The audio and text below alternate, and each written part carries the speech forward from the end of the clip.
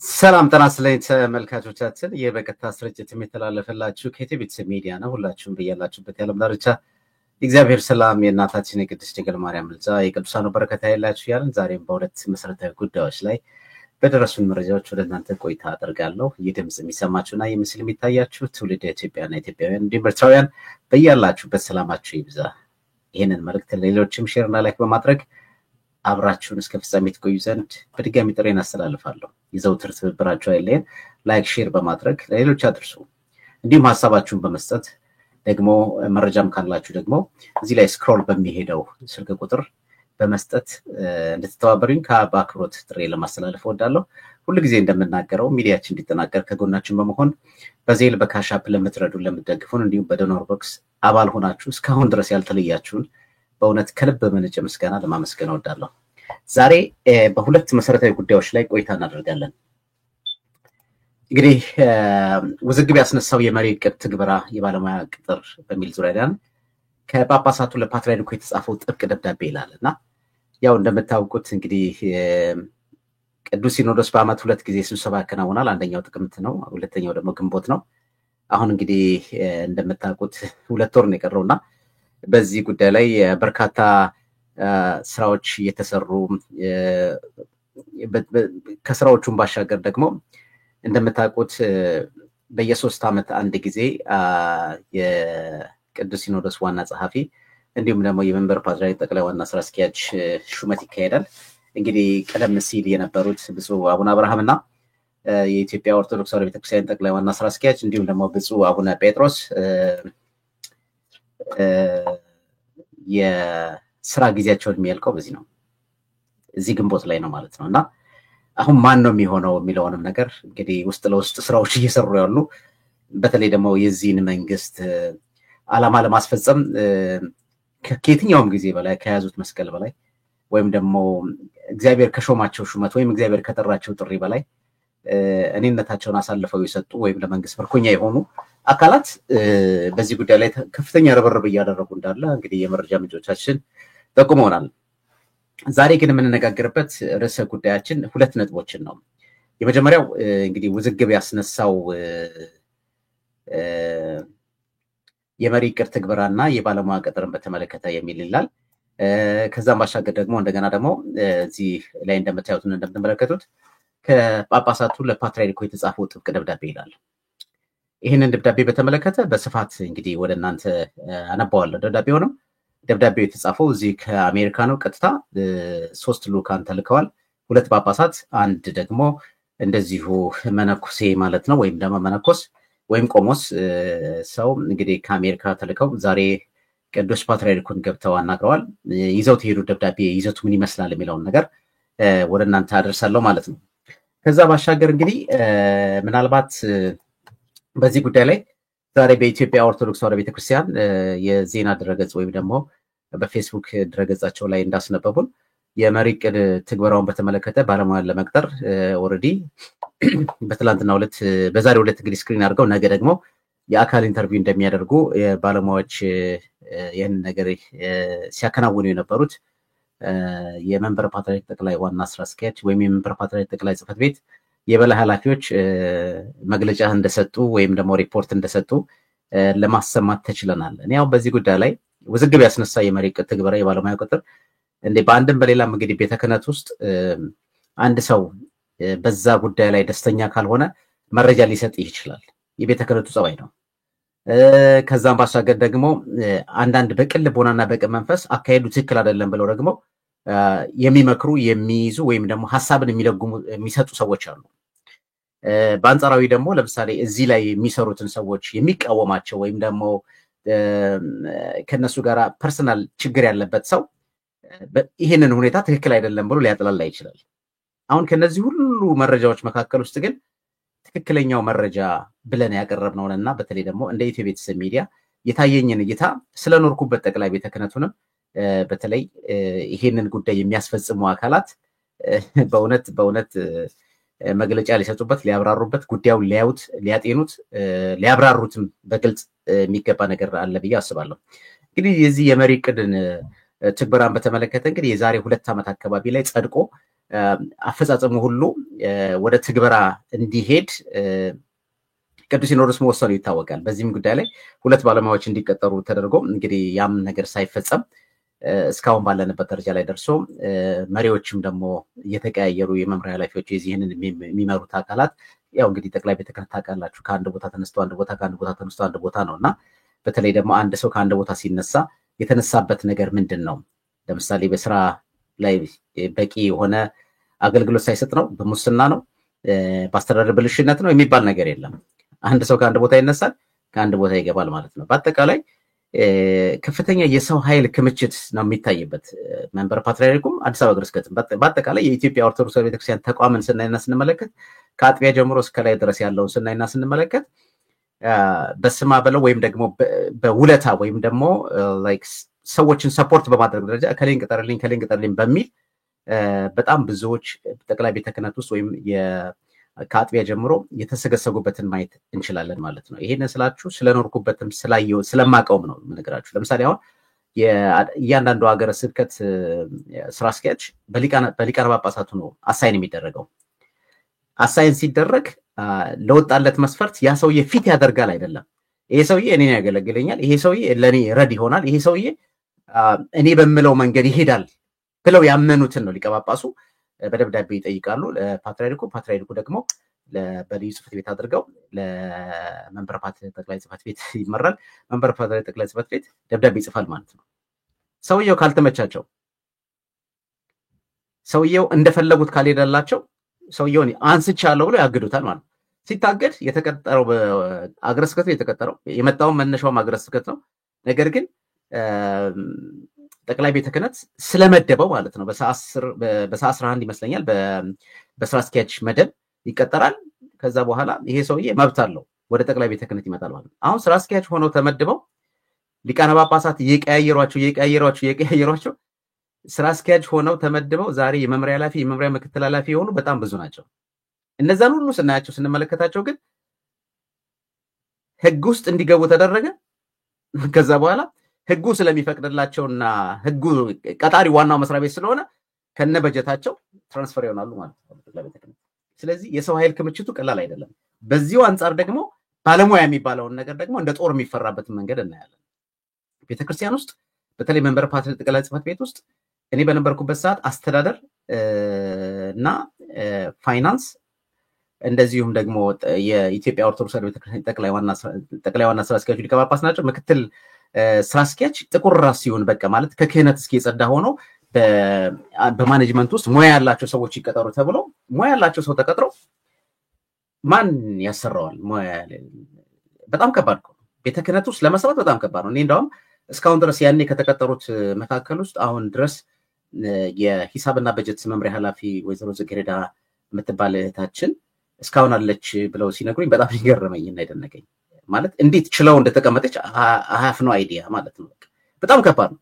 እነዛ የነበሩ ሰዎች እናቶ በድሉ አቶ ሉል ሰገድ የሚባሉ ሰዎች ደብዛቸው ጠፍቷል። በቃ ማንም ሊያሰራ አይችልም። በመታስብበት ሰዓት ላይ አንተ እዚህ ጋር የሆነ ነገር ሰርተህ አቅደህ በመታመጣበት ሰዓት ላይ ስላንተ ደግሞ ጉርጓድ የሚመስልሰው አለ ማለት ነው። ምክንያቱም ሁሉም ሰው በራሱ ሰልፍ ኮንፊደንስ የለውም ማለት ነው። ሰልፍ ኮንፊደንስ የለውም። የመጣ አንድ ነገር ሙያ ሲሰራ ወይም በጥናት ሲሰራ እኛን ሊያባረር ነው የሚል ነገር ስለሚመጣ ሮመር ይነሳል ማለት ነው። ከዛ ለሮመሩ ይመጣል ሮመሩ ጋር ሲደርስ ደግሞ ህግ አውጪና ህግ አጽዳቂው ያለምንም ቅድመ ሁኔታ ሊሰርዝ ይችላል፣ ሊያዘገይ ይችላል፣ ምንም ሊያደርግ ይችላል ማለት ነው። ስለዚህ ይሄ እቅድና እንግዲህ የመሪ እቅድ ትግበራን በተመለከተ ለቤተክርስቲያኒቱ እጅግ ጠቃሚ ነው፣ እውነት እንነጋገር ከተባለ ማለት ነው። ነገር ግን ሁኔታዎች እስከዛሬ ድረስ ደርሰዋል ማለት ነው። ዛሬ ላለንበት ደረጃ ላይ አንዳንድ ሰዎች ይሄንን ጉዳይ ቅጥሩን በተመለከተ የሚያነሱት ነገር ሐሳብ አለ። ለምሳሌ የመንበረ ፓትርያርክ ጠቅላይ ዋና ስራ አስኪያጅ ቀደም እንደነገርኳችሁ የቀራቸው 2 ወር ነው ለመውረድ። ስለዚህ እሳቸውን የሚጠሉ ሰዎች ወይም ደግሞ በእሳቸው ዙሪያ ላይ ሐሳብና ሂስ የሚሰጡ ሰዎች ምን አይነት ሐሳብን ያቀርባሉ ወይም ምን አይነት አመክንዮ ያላቸው? አይ ከመውረዳቸው በፊት የሚፈልጉትን ዘመዶቻቸውን ሊቀጥሩ ነው ብለው ደግሞ የሚያቀርቡ ሰዎች አሉ። ይሄ ምን ያህል እውነት ነው የሚለውና አመክንዮ እንደው ከኖርኩበት እዛ ቤተክርስቲያን ውስጥ ከማየው ነገር ከምመለከተው 2 ወር አይደለም 4 ወርና 3 ወር ሲቀራቸው ጠቅላይ ዋና ስራ አስኪያጆቹ ከስር ያሉ ሰዎች ያለመታዘዝ አይነት መንፈስን ነው የምናየው። በጣም በሚገርማችሁ ሁኔታ እንኳን አይደለም ቅጥርን ለመፈጸም ያለመታዘዝ አይነት ሁኔታ ላይ ነው የምናየው። እኔ በነበርኩበት ሰዓት አሁን ታሪክ ተቀይሮ ምናልባት እሳቸው አሁን ባለው ሁኔታ የሆነ ነገር ስለሚሉ መንግስት ሰፖርት አድርጓቸው ምናምን እነ ዳንኤል ክብረት መሀል ገብተው ይሄን ነገር ሊያደርጉ ይችላሉ። እሱን እንግዲህ እነሱ ናቸው የሚያውቁት። እኔ ግን እስከማውቀው ድረስ ይሄን ነው። ግን የሆነ ሆኖ አሁን በአፋጣኝ እንዲህ አይነት ነገሮች ሊፈጸሙ የቻሉበት ነገር ምንድነው ነው? አሁን ይሄ ተቋም ያስፈልጋል። የኢትዮጵያ ኦርቶዶክስ ተዋሕዶ ቤተክርስቲያን ቤተክርስቲያን በተለይ ማኔጅመንቱን በተመለከተ ፋይናንሱን በተመለከተ ያላትን ሀብትና ንብረትን ሙያ ያላቸው ሰዎች በሙያቸው ማገልገል ይችላሉ። በነገራችን ላይ ዛሬ እግዚአብሔር የተመሰገነ ይሁን። ለምሳሌ እኔ እንኳን በነበርኩበት ሰዓት ላይ ከቅድስት ሥላሴ መንፈሳዊ ኮሌጅ ወጥቼ ፓራሌል በማኔጅመንት ዲግሪ ተመርቄያለሁ። እንደዚህ በጣም በርካታ የቤተክርስቲያን ልጆች በእውቀት ደረጃ እስከ ዶክትሬት ደረጃ የደረሱ እስከ ፕሮፌሰር ደረጃ የደረሱ በአንጻራዊም ደግሞ በሌላ ሙያ ለምሳሌ በአካውንቲንግ በህግም በማኔጅመንትም እንደዚህ አይነት ሙያ ያላቸው ያካበቱ የተማሩ አሉ። እነዚህ ሰዎች የሚቀጠሩት መስፈርት ወጥቶላቸው በዛ መስፈርት መሰረት ጥያቄ ወጥቶ ተወዳድረው አይደለም ብዙ ጊዜ የሚቀጠሩት። በጣም ብዙዎችን ስናያቸው ለምሳሌ አዲስ አበባ ክስከት ላይ የተመደቡትን እስከ ዶክትሬት ድረስ የደረሱትን ወንድሞቻችንን ብናያቸው ሌሎችም ላይ ያሉትን ነገር ስናይና ስንመለከት በሪኮመንዴሽን ነው የሚቀጠሩት። ያ ሪኮመንዴሽን ደግሞ እጅግ በጣም ከባድ ነው። ጠቅላይ ቤተ ክህነት ውስጥ ሪኮመንድ የሚያደርግህ እላይ ያለ አካል ነው። እላይ ሪኮመንድ ያደረገን ነገር ማትፈጽመው ከሆነ ምክንያቱም አንተን የጠራ ዕውቀትህ አይደለም፣ አንተን የጠራ መስፈርት ወይም የወጣው መስፈርት ወጥቶ አንተ ተወዳድራ አይደለም ያለፍከው። እዛ ጋር ሪኮመንድ ነው የተደረገ። ሪኮመንድ ያደረገ አካል ደግሞ ከላይ ያለ ነው። ስለዚህ ሪኮመንድ ላደረገ አካል የማትሰግድ ሪኮመንድ ላደረገ አካል የፈለገውን ነገር ማትፈጽመለት ከሆነ ስምን ያጠፋል በመጀመሪያ ሲጀመር ማለት ነው። ግን ስማት ከማጥፋቱ በፊት በመጀመሪያ ደረጃ በነፃ ይለማመዳል ማለት ነው። በነፃ የጀመረው ቀስ ይልና ደግሞ እሱም በዛ ውስጥ ይገባል ማለት ነው። ብዙዎቹ ከቦታ ቦታ የሚነሱበት የሚቀያየሩበት ይሄ ነው። አንድ መስፈርት ይወጣል። መስፈርቱ ነው ሰውን የሚጠራው እንጂ እከሌ ይሁን እየተባለ አይደለም። አሁን እንዲህ አይነት ነገሮች ተፈጽመዋል። እንግዲህ ይሄንን ስናይና ስንመለከት እዚህ ስክሪን ላይ ለምሳሌ አንዱ ላሳያችሁ። እዚህ ጋር እንደምታዩትና እንደምትመለከቱት ምናልባት እናንተ ዙም አድርጋችሁ ማየት ትችላላችሁና እኔ ከዚህ ላይ አሁን ባነባው የተለያዩ መስፈርት ነው ያወጡት እዚህ ጋር እንደምናየው ማለት ነው። በዚህ መስፈርት ጉዳይ ላይ ለምሳሌ ሰውየው የሚፈልግበት ቦታ ለምሳሌ አሁን እዚህ ጋር ስንመለከት የቱሪዝም እና ትራንስፖርት አገልግሎት ከፍተኛ ባለሙያ ይላል እና የትምህርት ደረጃ ብሎ በቱሪዝም ማኔጅመንት በቱሪዝም እና ቅርስ ጥበቃ የከተማ ፕላኒንግ የትራንስፖርት ምናምን ነገር ብሎ መስፈርት አውጥቷል ማለት ነው። እና እድሜንም ጭምር ጾታ አይለየም፣ በስምምነት ደሞዝ አዲስ አበባ በቋሚነት የሥራ ልምድና ብቃት እያለ ይዘረዝራል ማለት ነው። እንደዚህ አይነት መስፈርት ወጥቶለት ሂደቱ ግን ስናይና ስንመለከት የሆነው በሪኮመንዴሽን ነው እንጂ ሰዎች ልክ እንደማንኛውም ማስታወቂያ ወጥቶ ኑና ተወዳደሩ በዚህ ላይ ተብለው ማስታወቂያ ላይ ሁሉም ፓርቲሲፔት ያደረጉ ሲሆን እንግዲህ ይህንን ያጠኑ አካላት ጥናቱን ለጠቅላይ ለአስተዳደር ጉባኤ ያቀረቡ አስተዳደር ጉባኤው ደግሞ እንደዚህ ከሆነ ሰዎችን ሪኮመንድ ነው እንደዚህ ሰው ሪኮመንድ ለምን እናደርጋለን በጥናቱ መሰረት መስፈርት ወጥቶ ለውድድር ይቅረብ የሚባልባት ሐሳብ ሲመጣ ያው እንግዲህ ዶሚኔት ተደረገ ማለት ነው። በነገራችን ላይ ወንድሜ መምህር ግርማ ባቱ እጅግ በጣም ያካበተ ዕውቀት ያለው በትምህርት ቤት ውስጥም እንግዲህ አብረን ነበርነት ትምህርት ቤት ውስጥ በእውነት ህይወቱን ዕውቀት ብቻ ሳይሆን ህይወትንም የተላበሰ ነውና አሁን የኢትዮጵያ ኦርቶዶክስ ተዋሕዶ ቤተክርስቲያን ጠቅላይ ምክትል ዋና ስራ አስኪያጅ እንደሆነ ሰምቻለሁና እኔ እግዚአብሔር የሆነ ነው ማለት ምክንያቱም እኔ ብዙ ጊዜ ሳይ ከማየው ወንድሜን ማለት ነው አብረን ስለነበረን ትምህርት ቤትምና ይሄ ቂሳቂስ አይነት ባህሪ የለውም ፍጹም እውነትንና በቃ መስመርን ጠብቆ ህግን ጠብቆ ለመሄድ የሚፈልግ ነው። እንደዚህ አይነት ሰዎች እዛ ውስጥ ገብተው ያንን ስራ ሊሰሩ ይችላሉ። እውነት ያሰሩታል። እግዚአብሔር የሆነ ነው ማለት ወይም እግዚአብሔር ያስችል ነው ማለት ሌላ ምለው ነገር የለኝም ወንድሜ ከዛ ውጪ ምለው ነገር የለኝም። ግን እንዲህ አይነት መስፈርቶች ከወጡ በኋላ ምንድነው መሆን ያለበት? ማስታወቂያ ወጥቶ ለማስታወቂያው ኦፊሻሊ ማለት ነው ማናቸውም ባለሙያ ያሉት በተለይ ደግሞ ቅድሚያ ለኢትዮጵያ ኦርቶዶክስ ተዋሕዶ ቤተክርስቲያን አገልጋይ ለሆኑት ቅድሚያ ይሰጣል። ከዛም ደግሞ አገልጋይ ደግሞ ካልሆኑ ደግሞ በትምህርት ቤት የሚያደጉ ብቻ እምነት ያላቸው በእምነታቸውም ደግሞ የታወቁ ሰዎች ቢሆኑ መልካም ነው። ይሄን ብቻ አይደለም የመሪ ዕቅድ ትግበራ ከፍተኛ ባለሙያ ይላል። ይቀጥልና እንደገና ደግሞ የቱሪዝም እና ትራንስፖርት አገልግሎት ባለሙያ ይላል። በቲዮሎጂ የስነ ምግባርና የህዝብን አስተዳደርና ሶሺዮሎጂ ወይም ደግሞ የሙያ መስኮች ቢያንስ የመጀመሪያ ዲግሪ ያለው ይላል። የኢንፎርሜሽን ቴክኖሎጂ ከፍተኛ ባለሙያ ይላል። የምርትና ስርጭት ገበያ ልማት አገልግሎት ከፍተኛ ባለሙያ ይላል። የግብርናና አካባቢ ጥበቃና ልማት ማስተባበሪያ ከፍተኛ ባለሙያ ይላል። የጤና ተቋማት ማስተባበሪያ ከፍተኛ ባለሙያ ይላል። እንግዲህ እነዚህን የመሳሰሉ ባለሙያዎችን ለመቅጠር መስፈርት ወጥቷል።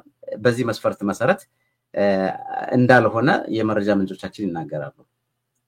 እንግዲህ በዚህ ጉዳይ ላይ እኔ ይሄንን የምትሰሩ አካላት በተለይ የሚመለከታቸውን ባለድርሻ አካላት በስልክ ቴክስት አድርጌያለሁ ደውዬም አላነሱልኝም። በስልክም ቴክስት አድርጌያለሁ ማብራሪያ ያስፈልጋል እና በዚህ ጉዳይ ላይ ማብራሪያ መስጠት ያስፈልጋል። ምንድነው አንደኛ በመጀመሪያ ደረጃ እነዚህ የተጠሩት ከፍተኛ ባለሙያ ምናምን የሚባሉት ነገሮች አንደኛ በአይነታቸው እውነት እንነጋገር ከተባለ አሁን ባለው ሁኔታ ውስጥ ለቤተክርስቲያኒቷ ምን ያህል የሚጠቅሙ ናቸው? ምን ያህል አሁን ቅድም እዚህ ጋር እናነበብኩላችሁ ለምሳሌ የምርትና ስርጭትን የገበያ ልማትን አገልግሎትን ከፍተኛ ባለሙያ ይላል። ኢንፎርሜሽን ቴክኖሎጂ ከፍተኛ ባለሙያ ይላል። ይሄ እንኳን አስፈላጊ ይመስለኛል ዘመኑን በዋጀ መንገድ ለማድረግ ማለት ነው። የመሪ ዕቅድ ትግበራ ከፍተኛ ባለሙያ ይላል። የቱሪዝም እና ትራንስፖርት አገልግሎት ከፍተኛ ባለሙያ ይላል እና እነዚህን የመሰሉት የምርትና ስርጭት የገበያ ልማት አገልግሎት ባለሙያ ይላል። የግብርናና አካባቢ ጥበቃ ልማትን ማስተባበሪያ ከፍተኛ ባለሙያ ይላል። እንግዲህ ወደ 7 የሚጠጉ ከፍተኛ ባለሙያ ሰዎችን ተመርጧል። በዚህ ጉዳይ ላይ የቅጥር ሂደቱ አንደኛ ሁሉን ያሳተፈ ኦፊሻሊ ለሁሉም ግልጽ ሆኖ ማናቸውም ዕውቀት ያላቸው ይሄንን ነገር መስፈርቱን የሚያሟሉ ሰዎች የተወዳደሩበት እንዳልሆነ የመረጃ ምንጮቻችን ይናገራሉ። ይሄ ምን ያህል እውነት ነው የሚለውን ነገር በተለይ በዚህ ጉዳይ ላይ የምትሰሩ አካላት ለህዝብ ግልጽ ማድረግ መቻል አለባችሁ ወይም ደግሞ ይሄን ለሚሳተፍ ምክንያቱም እንዲህ አይነት ነገሮችን ስናደርግና ስናስቀምጥ አንደኛ ትልቅ ደሞዝ ነው የሚከፈላቸው ባለሙያዎች ናቸው ነገ ይሰራሉ ብለን የምናስበውን ነገር በግልጽም ደግሞ ማሳየት ያስፈልጋል ማለት ነው። ምክንያቱም ለምሳሌ አሁን አስተዳደሩን በተመለከተ ስናይ ፋይናንሱን በተመለከተ ስናይ ኢትዮጵያ ኦርቶዶክስ ተዋሕዶ ቤተክርስቲያን በጣም ነው የሚደንቀው አንዳንድ ሀገረ ስብከት ላይ በተለይ በአጠቃላይ ሰበካ መንፈሳዊ ጉባኤ ላይ ስናይና ስንመለከት ወጪውንና ገቢውን ስናየው በጣም ነው የሚያስደነግጠው። ከኔት ፕሮፊቱ ጋር ስናነጻጽረው ይሄ ሶት አናሊሲስ ይባላል በማኔጅመንት ፕሪንሲፕል ውስጥ ማለት ነውና እንደዚህ አይነት ነገሮችን ሰርተው የመጡ አይነበት ሂደት አይደለም። አንዳንድ ጊዜ በጣም ወጪውና ገቢ ተቀራራቢ የሚሆንበት አይነት መንገድ አለ። ትልቅ ሪሶርስ ያላት ቤተክርስቲያን ናትና በተለይ አሁን ዘመኑን በዋጀ መንገድ የቴክኖሎጂ መረቦችን ሰርቶ ዘርግቶ ዘመኑን በዋጀ መንገድ ማድረጉ ተገቢ እንደሆነ አምናለሁ። ፋይናንሱንና አስተዳደሩን በተመለከተ ግን መልካም አስተዳደር ሳይሆን ብልሹ የሆነ አስተዳደር እንዳለ ነው የምናውቀው። በሙስና የዘፈቀበትን መንገድ ነው የምናየው። አሁን እናንተ እዚህ ከመረጣችሁት በላይ ይሄ ትኩረትን ሰጥቶ ሊሰጥ የሚሄድበት መንገድ የለም ወይ የሚለውንም ነገር ማሳሰብ ያስፈልጋል። ስለዚህ ይሄንን ጉዳይ የምታደርጉ አካላት አንደኛ ይሄ መሪ እቅድ ትግበራው ለቤተክርስቲያናችን ይጠቅማል ብለን እስካመንን ድረስ ግልጽ የሆነ ነገር መሆን መቻል አለበት። ተፋፍኖ መሄድ ብቻ አይደለበትም። ሰዎች ቅራኔ ማምጣት መቻል የለባቸውም። ወይም ደግሞ በዚህ ውስጥ መሳተፍ እየፈለጉ ሪኮመንዴሽን ካስተዳደር ጉባኤ ውስጥ ሳያገኙ የቀሩ ሰዎች ለምንድን ነው የግድ ሪኮመንዴሽን የሚገኘው? ለምሳሌ አንተ ሪኮመንድ ታደርጋለህ፣ ሰው የፈለገውን ምንም የምንደብቀው ነገር የለም። እንኳን እንዲህ አይነት በር ተከፍቶ ይቅርና እኛ ቤት ውስጥ በዘመድ በጓደኛ በዘር በሐር አይሰራም ብሎ መናገር እውነት ሐሰት ነው። ስለዚህ እንኳን አንተ እስኪ ሪኮመንድ አድርግ ተብሎ እድል ተሰጥቶት ይቅርና ማለት ነው ማንን ማን ሊያመጣ እንደሚችል ማየት ያስፈልጋል። ስለዚህ አሁንም የምናመጣቸው ሰዎች ምናልባት ሙያው ቢኖራቸው ምናልባት የትምህርት ደረጃውን ቢኖራቸው በዛ ላይ ብቁ ናቸው ወይ የሚለውንም ነገር እጅግ በጣም ከባድ ነው። ግን መስፈርት እስከወጣ ድረስ መስፈርቱን ኦፊሻሊ ውድድር ማስታወቂያ ተለጥፎ በዛ መሰረት ማንንም ሰው ኦፕን ሆኖ ተወዳድሮ ግልጽ የሆነ ነገር መሆን አለበት ብዬ ነው ማስበው። ይሄም አይነት አካሄድ እንዴት እንደሆነ ዝም ብሎ ወጥቶ የተጠቀሱትን ጥቅስ ወይም ደግሞ የተናገሩትን ንግግር ብቻ ኮት በማድረግ ሳይሆን አጠቃላይ ሂደቱ ግልጽ የሆነ ማብራሪያ ያስፈልገዋል የሚል እምነት አለኝና በዚህ ጉዳይ ላይ የሚመለከታቸውን ባለድርሻ አካላትን ለማናገር ሞክሬያለሁ። አያነሱም ስልካቸውን። አት ሴም ታይም እንደገና ደግሞ ቴክስት አድርጌያለሁ፣ አልመለሱልኝም። እርግጠኛ ነኝ ይህን የሚያዩት የሚመለከቱ ሰዎች እነማን ቴክስት እንደተደረገላቸው ትክክለኛ በባለድርሻ አካላት ስለሆኑ በዛ ጉዳይ ላይ መግለጫ ይሰጡበታል ብዬ አምናለሁ። ስለዚህ እንደዚህ አይነት ነገሮች አንዳንድ ጊዜ ውዝግብና ሌላ ነገር ከማስነሳታቸው በፊት በመጀመሪያ ደረጃ በጉዳዩ ላይ በደንብ ማጤን ያስፈልጋል፣ ወይም ደግሞ ግልጽ የሆነ ማብራሪያና ግልጽ የሆነ መግለጫ ሊሰጥ ይገባል የሚለውን ነገር ለማሳሰብ ወዳለው ማለት ነው። ከዛ ባሻገር እንደምታውቁት በጣም ብዙ ነገር ነው የሚባለው ቤተ ክህነት ውስጥ አንተን ከጠላ የመምሪያ ኃላፊው ከተጠላ ጠቅላይ ዋና ስራ አስኪያጁ ከተጠላ ብቻ የሆነ ነገር የሚለጠፍበት መንገድ ነው የሚፈልገው። በቃ የሆነ ነገር የምትለጠፍበት በዚህ ላይ ደግሞ የሆነ ነገር ካደረክ ያችን ታኮ ተደርጎ እሱ እንደዚህ ስላደረገ እኮ ነው እሱ እንደዚህ ስለሆነ ነው ተብሎ ይሄ ፈረደበት ፖለቲካ አለ። ወይ አንገባበት ወይ ጨርሰን እዛ ውስጥ ደግሞ ሀቅና እውነቱን ተናገር አናመሰክር እሱ እንደዚህ ነው ብለው በቃ የሆነ የማስፈራራት አይነት አለ አይደል? እንዲህ አይነት ነገሮች አሉ እና ከእንደዚህ አይነት ነገሮች ግልጽና የጸዳ ስራ ለመስራት በግልጽ አካሄዱ ይሄን ይመስል ነበር። በግልጽ ምክንያቱም መሰረት የያዘ ስራ እንሰራለን ብላችሁ ነው ይሄን ያደረጋችሁት። ኢቭን ከመረጣችሁት ሙያ ጀምሮ ይሄ የተመረጠበት ሙያ ለኢትዮጵያ ኦርቶዶክስ ቤተክርስቲያን በዚህ ሙያ ዘርፍ ውስጥ ቤተክርስቲያኒቷ ይሄ የሙያ ዘርፍ ተጠናክሮ ቢቀጥል እንዲህ አይነት ስራዎች ይሰራሉ፣ በመሰራታቸውም እንዲህ አይነት ጥቅም ታገኛለች ብሎ እንዴ ቴሌቪዥን ጣቢያ ያለን አይደል እንዴ ሚዲያ ያለን አይደል እንዴ በዛ መሰረት ለህዝቡ ግልጽ ማድረግ ያስፈልጋል የሚለውን ነገር ያስፈልጋል። ግን ማንንም ሰው ቅራኔ ሊኖርበት የሚችልበትን ማድረግ ግን ማጥፋት ያስፈልጋል። ቀደም እንዳልኳችሁ ቅራኔው ከተለያየ አቅጣጫ ላይ ይመጣል።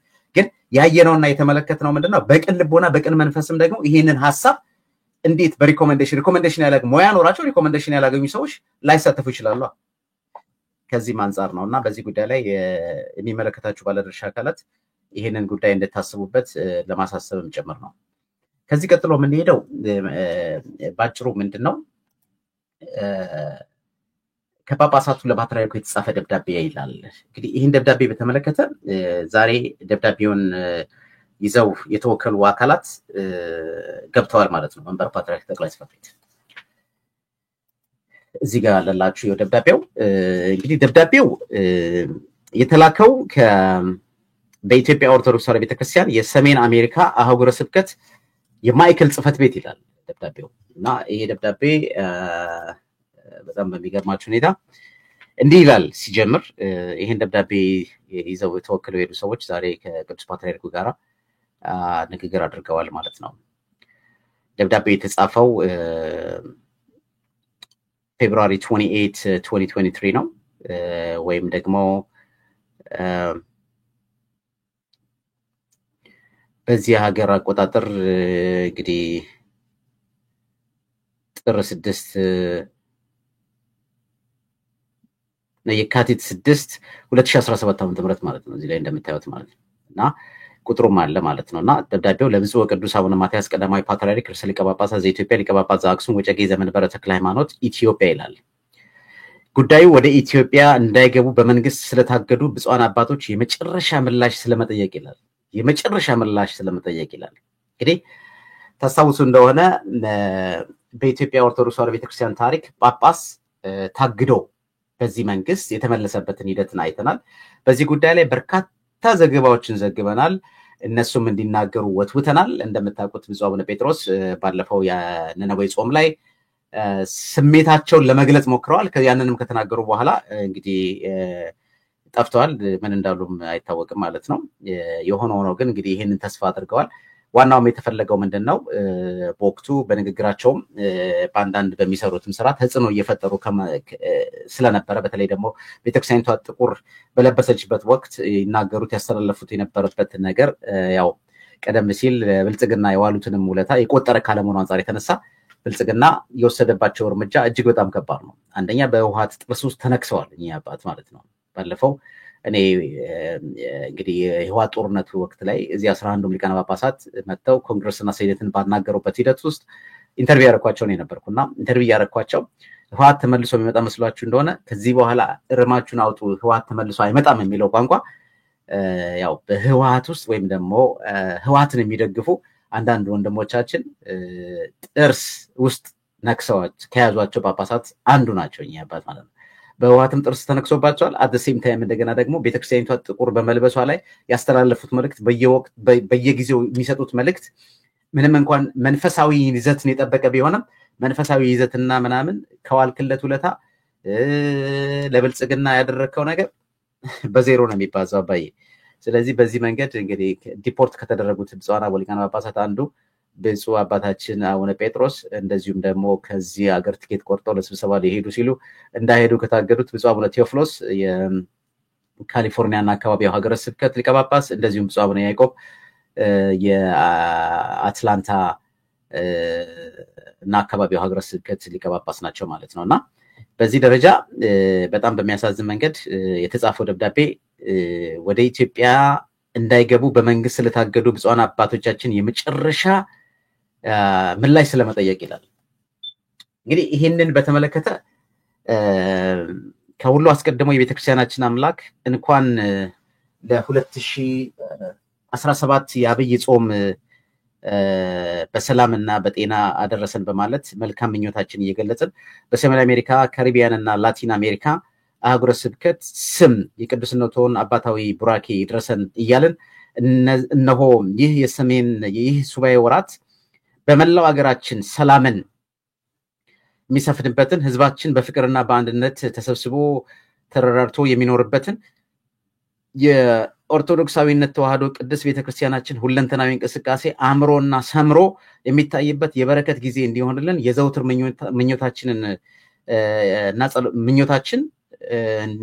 ምኞታችን ጸሎታችን ነው ይላል። እንደሚታወቀው ኦርቶዶክስ ተዋህዶ ቤተክርስቲያን በየዘመናቱ የሚያጋጥሟትን ፈተናዎች ሁሉ በኃይል በእግዚአብሔር በቅዱስ ሲኖዶስ በሰላም አመራር ሰጪነት ወሳኝነት በካህናትና ምዕመናን ጸሎት ተጋድሎና ጽናት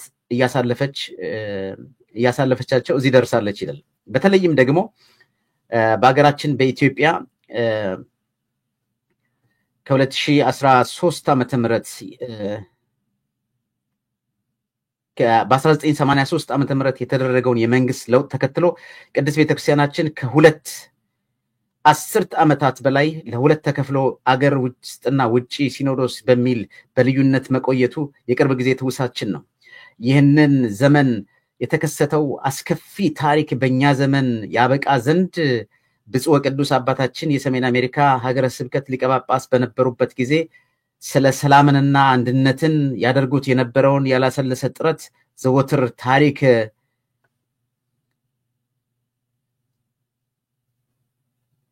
ዘወትር ታሪክ ሲያስታውሰው ትውልድም ሲዘክረው ይኖራል ይላል። ያው እንግዲህ ታውቃላችሁ አንዳንድ ጊዜ ሲጻፍ ያው ትንሽ ከበድ ያለም ነገር አለው ማለት ነው። ስለሆነም ይላል ጊዜ ገቢር ለእግዚአብሔር ነውና በ2010 ዓመተ ምህረት በሁለቱም ወገን በነበሩት ብፁዓን አባቶቻችን ቅንነት በመንግስት አመቻችነት በሊቃውንትና በካህናት ምዕመናን ንቁ ተሳትፎና ጸሎት የማይፈጸም የሚመስለው ተፈጽሞ እነሆ ቅዱስ ሲኖዶሳችን እንደቀድሞ ዛሬ ምን አንድ ሆኗል። ይህም በመሆኑ በሰሜን አሜሪካ ካሪቢያንና ላቲን አሜሪካ አህጉረ ስብከት የሚገኙ አገልጋዮች ቅድስት ቤተክርስቲያናችንን በፍቅርና በትጋት በጽናት ሆነው በአንድነት በማገልገል ላይ ይገኛሉ።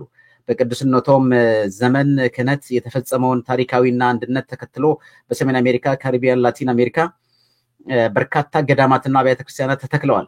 ቀደም ሲልም የተተከሉትም እዳቸውን ከፍለው አጠናቀዋል። የትምህርት ተቋማትም ታንጸዋል። የት ነው የታነጸው? የትምህርት ተቋማት ወዳጄ የትምህርት ተቋማት ታንጸዋል። ከዚህም ጋራ በሀገር ቤት የሚገኙ ወገኖቻችን በልዩ ምክንያት ተፈጥሯዊ ሰው ሰራሽ ጉዳትም ሲደርስባቸው የሰሜን አሜሪካ አህጉረ ስብከት ህብረት በምግባረ ሰናይ ድርጅት በኩል ሰፊ እርዳታን በማሰባሰብ ለመታደግ ችሏል። በተለይም የሐዋርያትን ቤተክርስቲያኒቷን መዋቅራዊ አስተዳደርና የቅዱስ ሲኖዶስን አንድነትን የሚገዳደር ኢቀኖናዊ ድርጊት ሲፈጸም የቅዱስ ሲኖዶስ ውሳኔን በአግባቡ እንዲፈጸም ከፍተኛ መንፈሳዊ ተጋድሎ አድርጓል ይላል። በነገራችን ላይ አሁን እንግዲህ ያው እንደምታውቁት ሰሞኑን ስንዘገበው የነበርነው ነገር አለና ዳላስ እንግዲህ ይሄ የቤተክርስቲያናችን ስርዓትን ያልጠበቀ የማጥመቅ ስርዓትን ተከትሎ እንደምታውቁት በተለይ በዚህ ሂደት ውስጥ እንግዲህ ባህታዊው የራሱን ቤተክርስቲያን መመስረቱን ስንዘግብ እንደነበር ይታወቃል።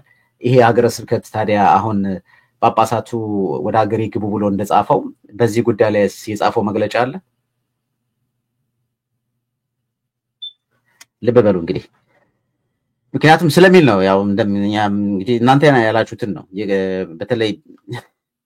በተለይም ይላል የሐዋርያትን ቤተክርስቲያን መዋቅራዊ አስተዳደር ቅዱስ ሲኖዶስና አንድነት የሚያደርገውን ኢቀኖናዊ ድርጊት ሲፈጸም የቅዱስ ሲኖዶስን ውሳኔ በአግባቡ እንዲፈጸም ከፍተኛ መንፈሳዊ ተጋድሎ አድርጓል ይላል። አሁንም እያደረገ እንደሆነ ይናገራል። ስለዚህ እንግዲህ ሰምታችኋል ማለት ነው።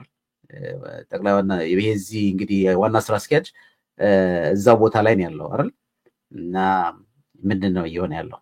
ከላይ እንደተገለጸው ነው በቅዱስነቱ ርዕሰ መንበርነትም የሚመራው የቅዱስ ሲኖዶስ ምልዓተ ጉባኤ ለመላው ሰሜን አሜሪካ አህጉረ ስብከት ብፁዓን አባቶቻችን መመደቡ ይታወቃል። ይሁን እንጂ ከነዚህ ብፁዓን አባቶች መካከል ለዓመታዊ የቅዱስ ሲኖዶስ መደበኛ ስብሰባ ወደ ኢትዮጵያ እንዳይገቡ በመንግስት የተከለከሉ 3 የቅዱስ ሲኖዶስ አባላት ጉዳዩን አስመልክቶ በተደጋጋሚ በደብዳቤ መግለጻችን ሁኔታውን በዝርዝር ማሳወቃችን ይታወሳል። ይህንንም እውነታን ለማስታወስ ያህል በቁጥር ዳሽ እያለ ይናገራል ማለት ነው። ከዛ በኋላ የተጻፉት ደብዳቤዎችን መመልከት ይቻላል። ከዚህም በተጨማሪ ደግሞ የኒውዮርክ እና አካባቢው ሀገረ ስብከት በቁጥር ዳሽ አሳሳቢነት በመግለጽ ባለ 2 ገጽ ማመልከቻ ደብዳቤ ልኳል። የሰሜን አሜሪካ አህጉረ ስብከት ስራ አስኪያጅም መስከረም 13 ቀን 2017 ዓ.ም ለቅዱስነቱ በጋራ ጽፏል። በአንጻሩ ከቅዱስ ሲኖዶስም ከሆነ ከመንበረ ፓትርያርክ ጠቅላይ ቤተ ክህነት እስካሁን ድረስ ምንም አይነት ምላሽ አለመሰጠቱ በእጅጉ አሳዝኖናል ይላል። እውነት ነው። በጣም ነው የሚያሳዝነው። በነገራችን ላይ በጣም ያሳዝናል። እንግዲህ መንግስት አንደኛ ጉዳዩን በተመለከተ የሰላም ሚኒስቴር ይዞታል አለ። የሰላም ሚኒስቴር ጋር ሲብ ደግሞ ሰላም ሚኒስቴር ከአቅሜ በላይ ነው አለ። ስለዚህ መንግስት የፈለገውን ስራ እየሰራ ነው ማለት ነው። በኢትዮጵያ ኦርቶዶክስ ቤተክርስቲያን ዙሪያ ላይ የፈለገውን ስራ እያደረገ ነው። ግን ይሄንን ነገር ቅዱስ ሲኖዶሱ ልክ በቃ እንዳንበሳ ጥርስ እንዳለው አንበሳ በፍጹም ተአምር ጳጳሳቶቻችን የኛ አካላት ናቸው ብሎ ማመጽ ነበረበት። ከዛም ባሻገር እዚህ ያሉት ያልተከለከሉት እዛ ለምን ይሄዳሉ ለስብሰባ? በዚህ ምክንያት በቃ አንሄድም ወንድሞቻችን ቀርተዋል ብሎ ለምን አይመጹም? ግን ይሄን ለማድረግ የሚያደርግ ማን አለ? ጭራሽ እኔም እንደከለ እንዳልከለከል ከሌ ላይ እንደደረሰው እኔ ጋርም እንዳይመጣ እያሉ ሌላ ስራ ነው የሚሰሩት። እንደሚታወቀው ይላል ክልከላው የተደረገባቸው ብፁዓን አባቶቻችን አንደኛ ብፁዕ አቡነ ጴጥሮስ ዶክተር የቅዱስ ሲኖዶስ ዋና ጸሐፊ የኒውዮርክ እና አካባቢው ሀገረ ስብከት ሊቀ ጳጳስ፣ ሁለተኛ ብፁዕ አቡነ ያዕቆብ የጆርጂያ እና አካባቢው ሀገረ ስብከት ሊቀ ጳጳስ፣ ሶስተኛ ብፁዕ አቡነ ቴዎፍሎስ ዶክተር የሰሜን ካሊፎርኒያ ሀገረ ስብከት ሊቀ ጳጳስ እና የሆተ ሰማይ መጥመቀ መለኮት ቅዱስ ዮሐንስ ወቅድስት አርሴማ ገዳም የበላይ ኃላፊ ሊቀ ጳጳስ ናቸው። በመሰረቱ ቅድስት ቤተክርስቲያናችንን የሚዳፈር ህልውናዋን የሚፈታተን በቅዱስ ሲኖዶስ ሉዓላዊ ስልጣን ላይ የተደቀነውን ይህንን አብይ ጉዳይ አስመልክቶ ከጠቅላይ ቤተ ክህነትም ስንከታተል ጠብቁ በሚል የተሰጠን መመሪያ በአግባቡ አክብረን የካህናትና ምዕመናንን አቤቱታ በትዕግስት ይዘን ቁጣቸውንም ጩኸታቸውንም ታግሰን እስካሁን ድረስ መቆየታችን ለቅዱስነቱና ለቋሚ ሲኖዶስ አባላት በአጽንኦት ለማሳሰብ እንወዳለን ይላል።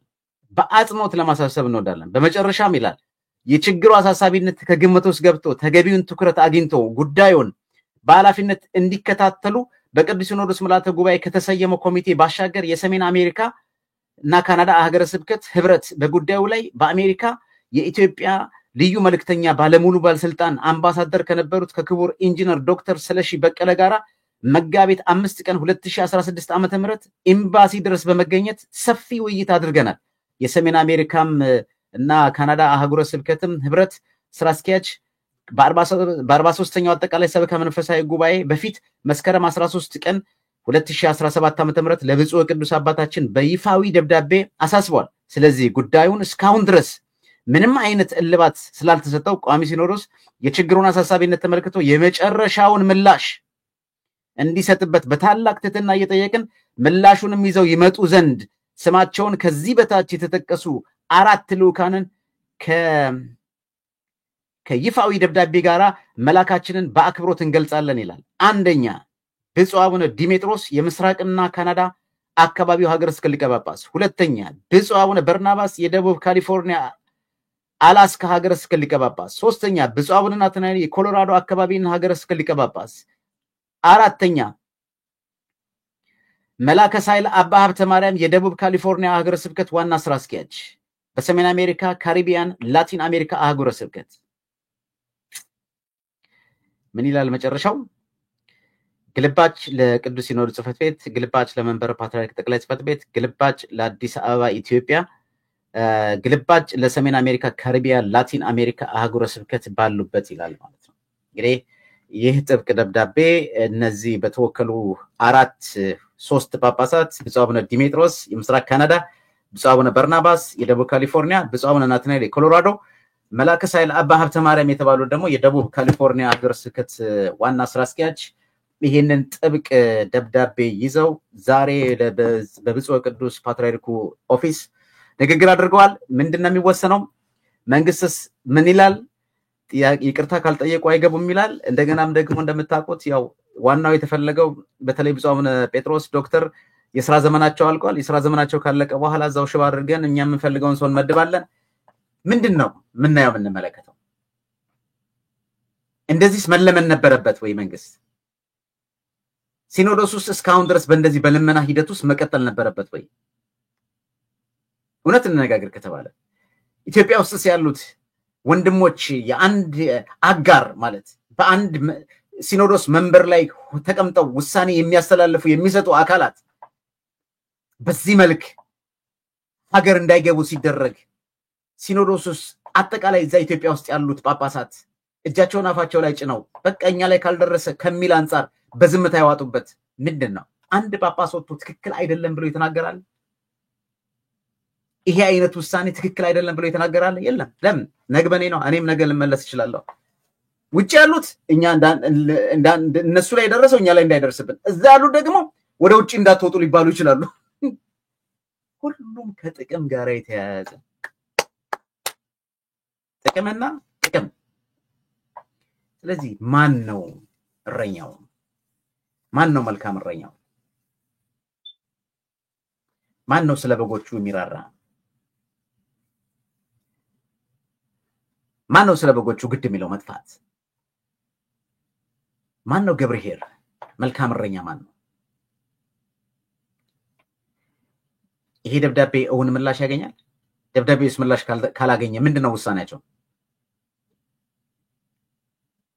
እንደምታውቁት አሁን እንደነገርኳችሁ ቅዱስ ሲኖዶስ በግንቦቱ ሲኖዶስ ላይ ጠቅላይ ዋና ስራ አስኪያጅና የቅዱስ ሲኖዶስ ዋና ጸሐፊ ይሾማል። በጣም በሚገርማችሁ ሁኔታ ከብፁዕ አቡነ ቴዎፍሎስን በለው አቡነ ያዕቆብን የምንበላቸው በተለይ ብፁዕ አቡነ ቴዎፍሎስ ሊመረጡም የሚችሉበት አይነት አጋጣሚ ስላለ ስጋትም ስላለ ጭምር ማለት ነው። እና ከዚህ ቀደምም ደግሞ ከመንግስት ጋር ይሰራሉ ከውጪ ተቋሚዎች ጋር ይሰራሉ በሚል መንፈስ እንግዲህ እኔ በእርግጠኝነት መናገር ይቻላል እነዚህ ሰዎች ዛሬ ድረስ አብይ የዋለላቸውን ውለታ የሚመሰክሩ ናቸው። ግን ውለታ ስለዋልክለት በጎ ነገር ስላደረክለት ይሄ መንግስት ጥሩ ነው ስላልከው የሚተው አይደለም። የሚፈልገውን ነገር ለማስፈጸም መንግስት እነዚህን ራሳቸው ዛሬ አሁን እንዳይገቡ የተደረጉት ራሳቸው እኔ በራሴ ግምትና በራሴ እንትን በተለይ በዚህ የጨረቃ ጳጳሳት ዙሪያ ላይ ሲፈጽሙ የነበሩትን ድርጊት እጅግ በጣም በሚገርም ቋንቋና በሳል በሆነ አነጋገር ሲናገሩ የነበሩትን ጳጳሳት እንዳይገቡ የተደረገበት ሂደት ውስጥ በተለይ እነ ብፁዕ አቡነ ጴጥሮስን ራሳቸው እዛ ያሉ ጳጳሳት ናቸው፣ የመንግስት ቃል አቀባዮች ማለት ነው። ጉዳያቸው አይደለም፣ ቀሩ መጡ። የተፈለገው እንደሚታወቀው ቅዱስ ሲኖዶስን በብሔርና በኮታ እንደ ፓርላማ ኦሮሞ ይሄን ያህል፣ አማራ ይሄን ያህል፣ የአማራ ቁጥር እየጨመረ ነው፣ ትግራይም እንደሚታወቀው ቀንሷል፣ በዛ ነው ያለው፣ እነሱም እዛ ጨምረዋል፣ እዚህ ያሉትም እንደምታዩቸው እዛና እዛ ናቸው፣ ግማሾቻችሁ መንበረ ሰላማ ናቸው፣ ግማሾቹ እዚህ ኢትዮጵያ ናቸው። ብቻ ግራ የተጋባ ሁኔታ ውስጥ ነው ያለው እና በዚህ ደረጃ ዛሬ እንግዲህ ከጳጳሳቱ በተለይ ከዚህ አህጉረ ስብከት ጳጳሳቱን እነዚህን ሶስቱን ጳጳሳት አስመልክቶ ለፓትርያርኩ የተጻፈ ጥብቅ ደብዳቤ ተጽፏል። ምላሹ ምን ይሆናል የሚለውን ነገር እናያለን፣ እንመለከታለን። ይህ ድምጽ የሚሰማችሁና የሚመስል የሚታያችሁ ሁላችሁ መልእክቱ ላይ ሌሎች ሼር አድርጉት። በነገራችን ላይ የፊታችን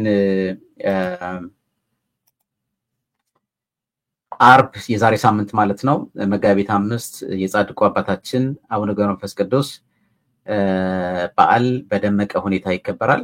ታላቅ በዓለ ንግስ መካነ ቅዱሳን አቡነ ገብረ መንፈስ ቅዱስ ቤተክርስቲያን ኢትዮጵያ ኦርቶዶክስ ተዋሕዶ ቤተክርስቲያን ቨርጂኒያ። እንግዲህ እንደምታውቁት በዚህ በዋሽንግተን ዲሲ እና አካባቢው ብቸኛው ደባል የሌለው ራሱ ጻድቁን ብቻ ይዞ ያለ አንድ ቤተክርስቲያን ቢኖር ይሄ እኛ የምናገለግልበት ቤተክርስቲያን ነው።